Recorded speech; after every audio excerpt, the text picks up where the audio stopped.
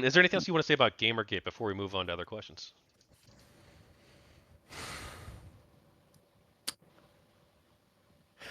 I think I'm going to ask two friends of mine who are creators on social media who were part of Gamergate just like me, not became prominent for it, not gained a lot out of it, but who were part of it and people forgot that they were part of it, who were not creators when they were part of it.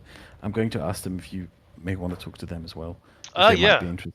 I'm not interested in adding new people really, but if I'm going to add like a big creator, I think it would be worth it because it would help with the project, get attention on it, which I think would be useful. Yeah, well, Um, I'm more someone who like grew afterwards. Like I was on the sidelines and I was tweeting about it. I was tweeting the hashtag basically.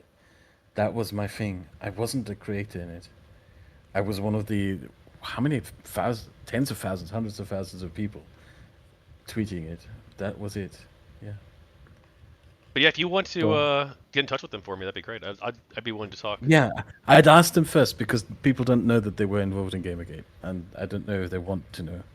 They want other people to know. So what do you think of that? Like, what do you think of like the negative media coverage that GamerGate got? I'm not surprised by it.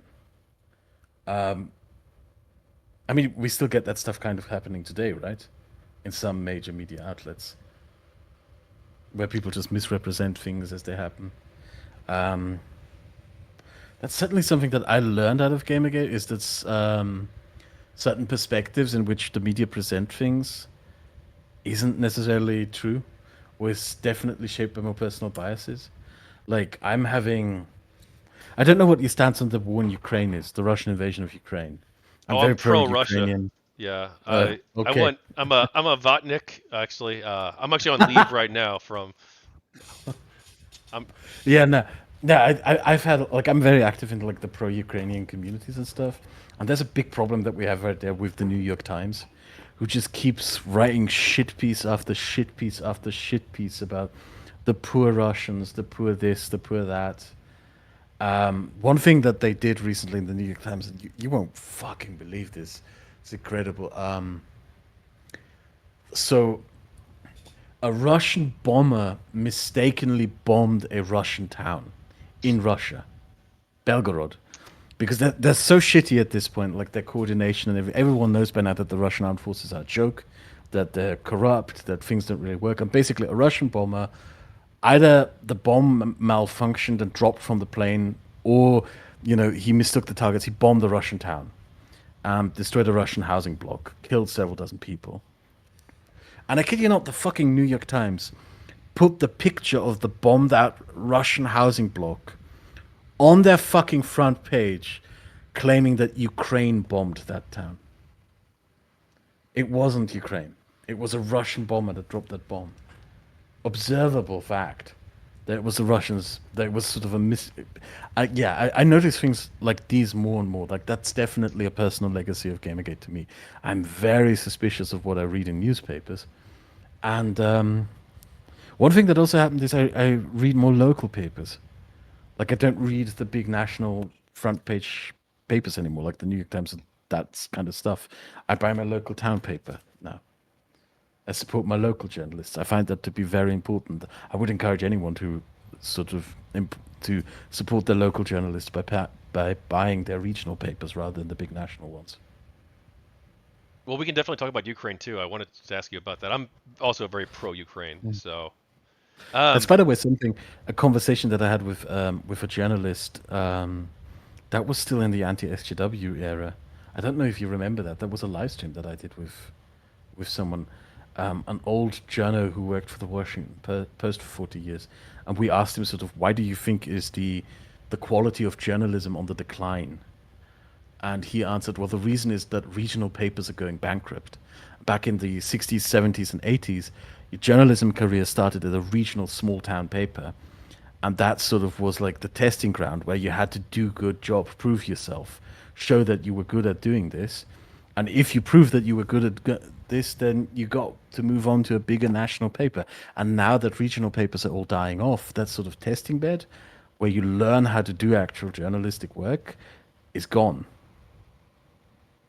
and you go straight into something else, something for which you might be underqualified for. So do you think that's what happened? For the journalists, yeah, definitely. And I think that is a development that happened across the Western world. The death of the small paper is making journalism worse. What is to be done? Support your local paper. Well, Support your local paper. I don't like disagree, but that's not a structural change that one can implement, right? And you and I probably aren't going to convince like millions of people to start like supporting their local newspapers. So like, what do we structurally do to try and solve this problem? Maybe nobody has tried yet. Maybe do have success with it. I actually thought about making I remember that conversation, and I thought about making a video about this, telling people support your local paper, support your local paper. Um, Other than that, I don't know what to do. Maybe journalism moves to the internet, and instead of like big national papers, etc., we have like small independent journalists working. But that might also be a bit of a problem because there aren't really any ethical standards on the internet for reporting. People can Well, just make shit up. so that's well, yes, of course, unless you're engaging in defamation, right? Um, but the thing is, like, how do you like? It should be based on trust, right? So people like, oh, this YouTuber Kraut or Tachyon Blue or whoever, right? That they do a really good job in how they present things. They seem to do a lot of research. They seem to try and get multiple sides of a story when they talk about it. And so I trust them, right? Like that should be like, is that not a solution too? And also not just individuals, but like media sites too, or bloggers, or the various different. It's not just YouTube and streams. It's a Hmm. whole array of online content. But people You'd should be have to building have their a single reputations standard. based on trust, right? Yeah, yeah, sure. Yeah, that does work until it doesn't. It works until it doesn't.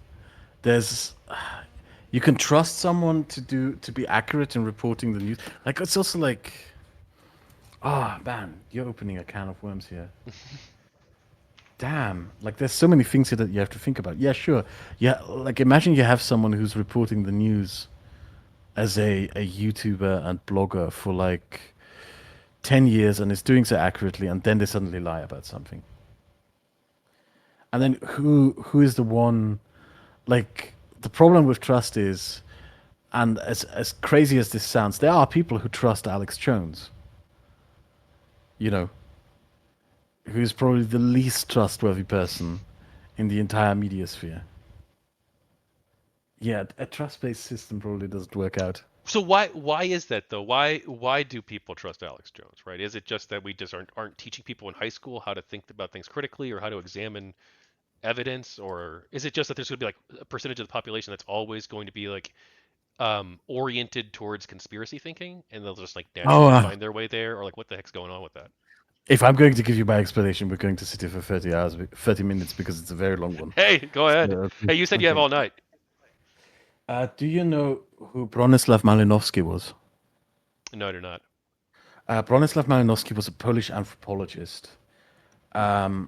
He did something. He was very influential in the field of anthropology. What he did was he destroyed armchair anthropology. Armchair anthropology is how we did anthropology mostly in the 19th century. You would go to a people, a native people, somewhere in East Asia, in the Pacific Islands, in Africa, or in Southern America, and you would just sit down on the chair and you would observe these people and you would write your observations down. And Bronislaw Malinowski disagreed with this approach. He was a student. He was also a sociology student who believed in sort of studying like social contracts and how social contracts came to be, and he invented sort of the what we call now participatory anthropology, where you go to the society that you want to study and you live as a participant with them. What he did is he went to Papua New Guinea and he lived with a native tribal people in Papua New Guinea as a participant, an active participant in their society for almost 5 years. And he revolutionized the field of anthropology with that, and he did a lot of studies in that. And one of the most interesting studies he did was on the role that magic plays in social cohesion. I think it's fair to say we both know that magic is not real, but he wanted to understand, why do people still have rituals of magic? Why do people still have shamans, right?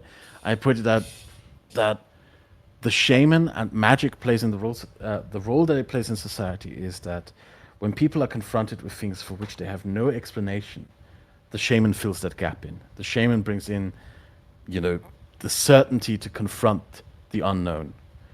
And he pointed out that when missionaries came to the native peoples that he lived with and tried to discredit the shaman, that people would stand up in defense of the shaman. And if missionaries tried to humiliate the shaman, people would get even aggressive against those missionaries because the magic and the rituals that the shaman provided formed a bonding mechanism for the social contract itself.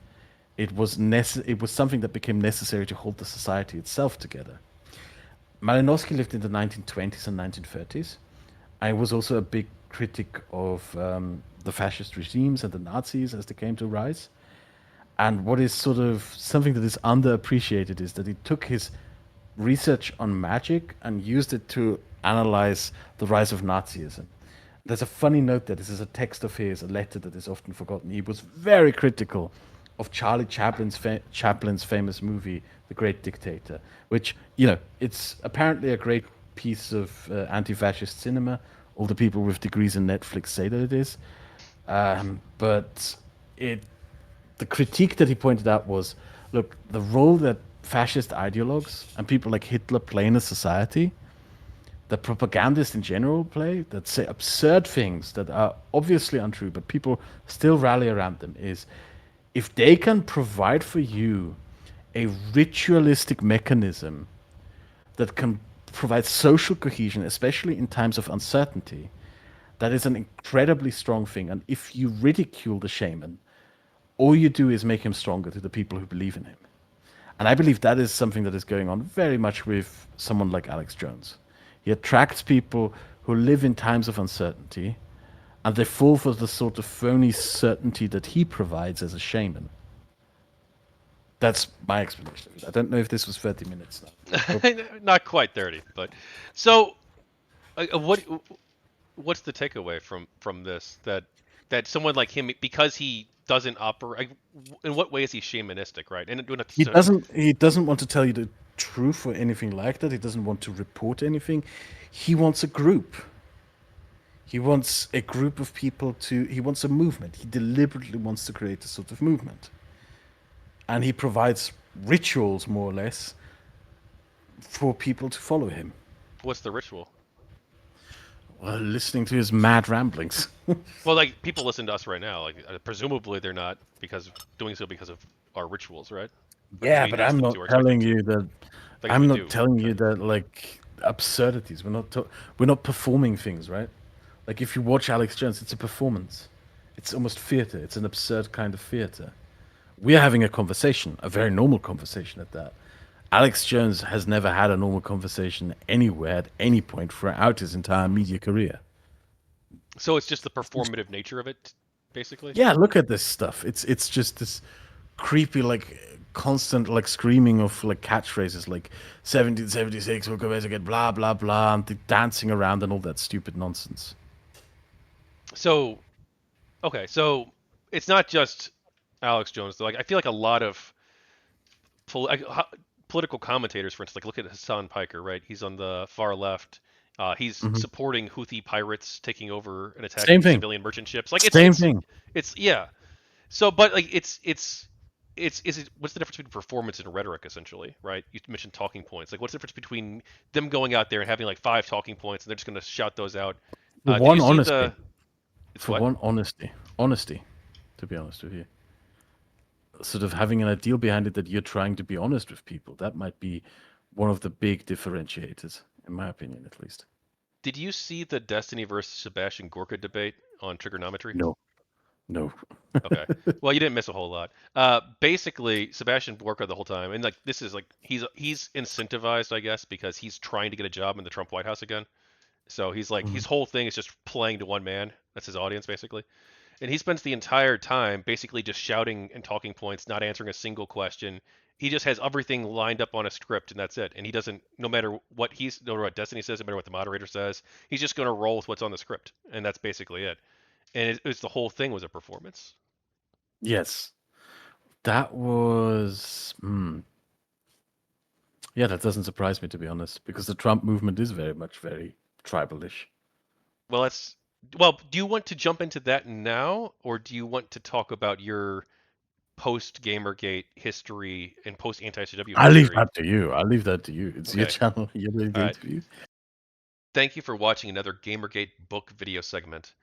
For 30 days, starting on December 9th, I'm running a Kickstarter campaign for this project, so please back the campaign for the people of Gamergate on Kickstarter or at gamergatebook.com. This project investigating and documenting the history of Gamergate from a variety of perspectives requires your support, and I appreciate it. Thank you.